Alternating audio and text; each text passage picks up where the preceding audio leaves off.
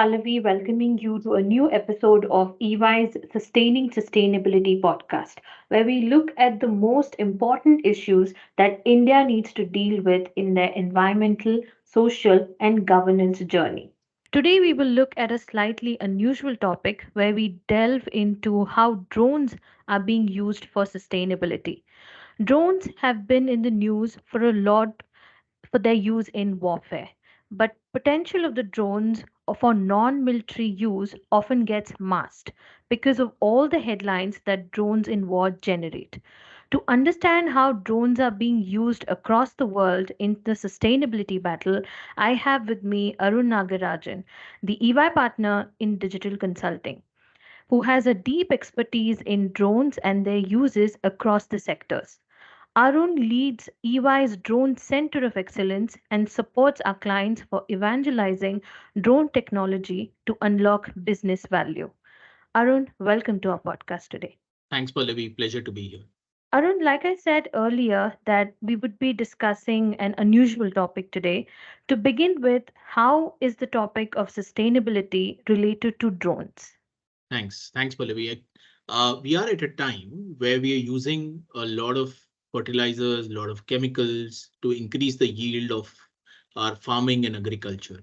Uh, and essentially, a lot of our human activities are also polluting the air, right? There is rampant deforestation as we mine more and more metals from earth, given the excessive demand that we have. ESG focuses on ensuring a sustainable balance across all of these activities. As it turns out, drones provide a huge amount of data, and to ensure that we do the right analysis and we take the right decisions to ensure that we are able to adopt sustainable practices, right?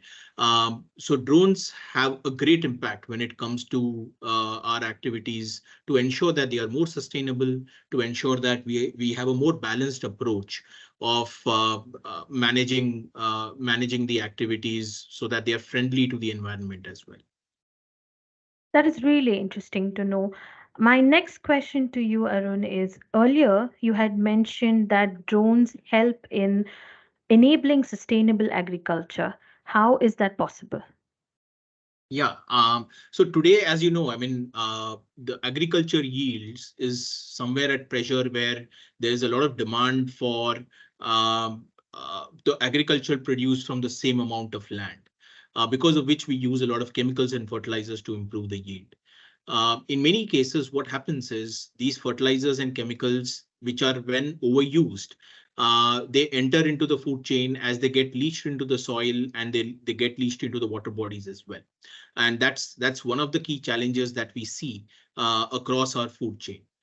So where drones are being used today is largely in an area called as precision agriculture.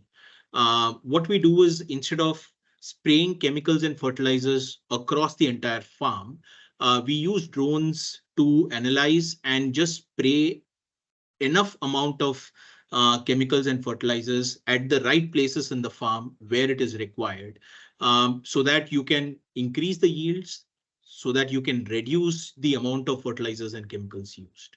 So this also reduces it also reduces the cost of the agriculture as well, and it makes agriculture more sustainable. So this is one of the most evolving topics that you see where drones are being used from an agriculture perspective.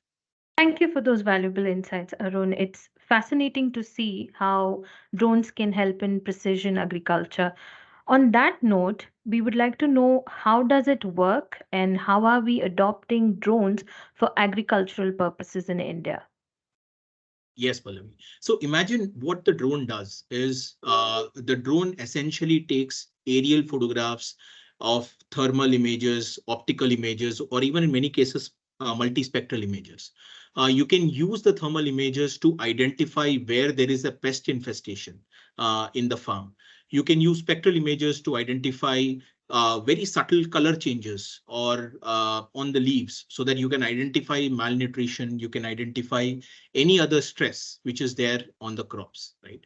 What the drones do is use this data along with the GPS coordinates of where this data is measured, And then they use drones to spray specifically at the areas where the support is required. So wherever there is malnutrition, you spray enough amount of fertilizers that's required to rectify it. And wherever there is a pestilence, you spray enough amount of pesticides to ensure that you are able to manage the yield.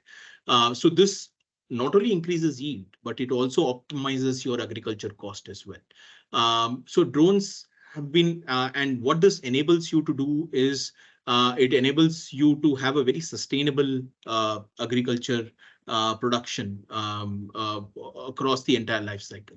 One of the key important facts of sustainability is to measure the biodiversity in the farms, because an excessive use of pesticides and fertilizers kills a lot of insects and kills a lot of bees and other animals in the plant and reduces the biodiversity. And hence, drones can be used to improve biodiversity. They can also be used to measure the extent of biodiversity which is there, which is one of the key measures of a sustainable agriculture. When you come to India, the government has announced Kisan drones and Drone Shakti in Feb 2022. Since then, there has been a significant adoption of drones in agriculture in India. Did you know that there has been almost a 2x increase in number of drone startups since this announcement in India in the last 18 months? A lot of the startups have a focus on driving precision spraying and precision agriculture in the sector. So it's a very exciting field in terms of how drones are being used for sustainable agriculture in India. Wow, that's great to hear. The future of drones and sustainability indeed looks incredibly promising. And I can imagine the impact that it would have given the size of agriculture sector in India. Changing tracks a bit, you also mentioned that drones help in controlling pollution. How can that be done using drones? Yes. So one of the key caveats or one of the key principles is the fact that what you cannot measure, you cannot control, right? So drones can provide a very effective way of collecting air samples, not only at the ground level, but at different altitudes in urban and industrial localities. One of the key measures of pollution, of course, is particulate matter, ppm, and also monitoring pollutants like methane and sulfur oxides in air.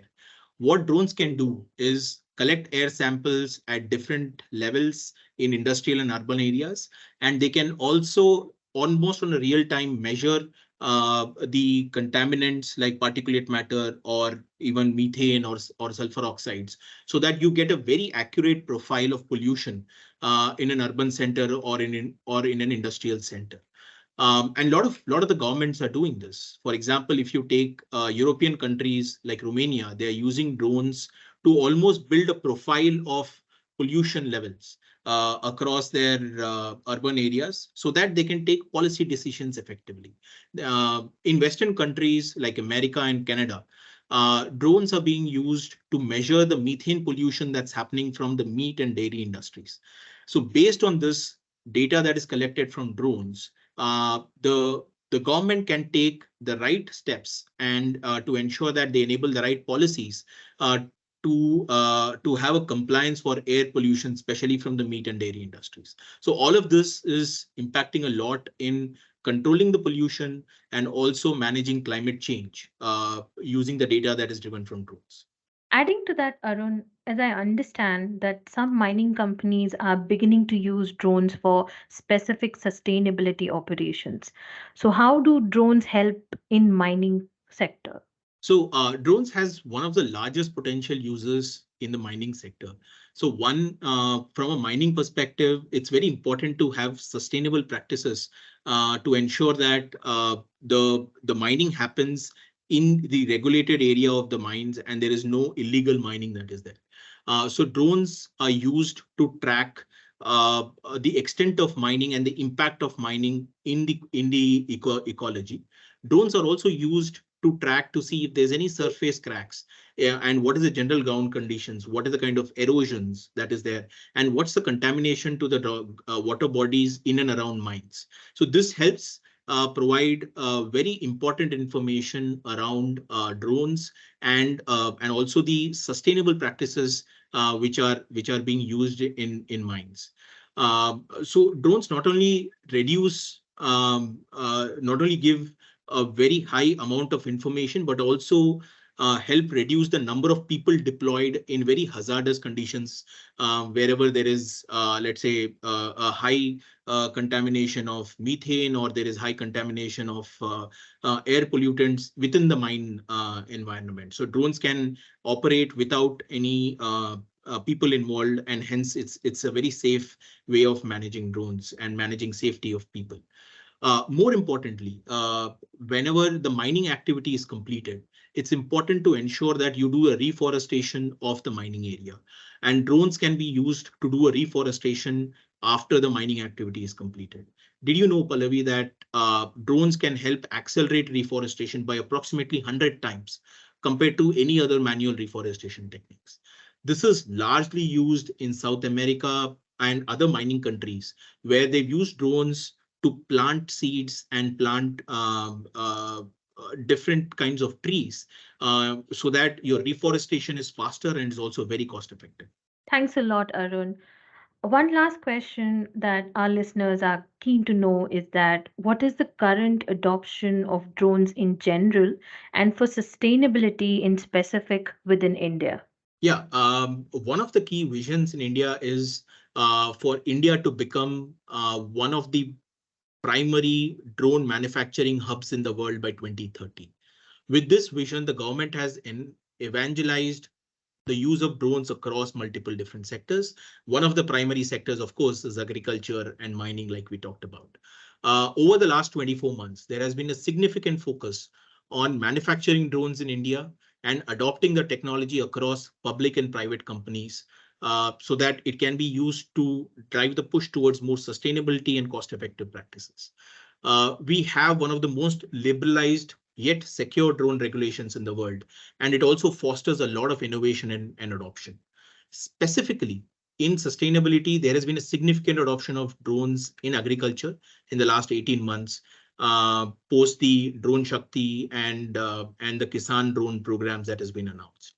The focus has been a lot on precision spraying of pesticides and fertilizers. Very soon, this focus will evolve into a broader precision agriculture solution and a biodiversity enhancement initiatives, which will be driven using drones as a backend. India is a very exciting place. Witness the growth of drones, especially in the area of sustainability in the coming years. This was a very interesting conversation, Arun. I've learned a lot today personally, and thank you for joining us and sharing your insights on drones for sustainability operation. Thanks, Pallavi. It was my pleasure chatting on this topic. I think the use of sustainability and drones in sustainability will only increase from now on. Thank you. Thanks for inviting me for the podcast. Thank you, Arun. And with that, we'll wrap this episode. Stay tuned for more insightful conversation on EY Sustaining Sustainability podcast.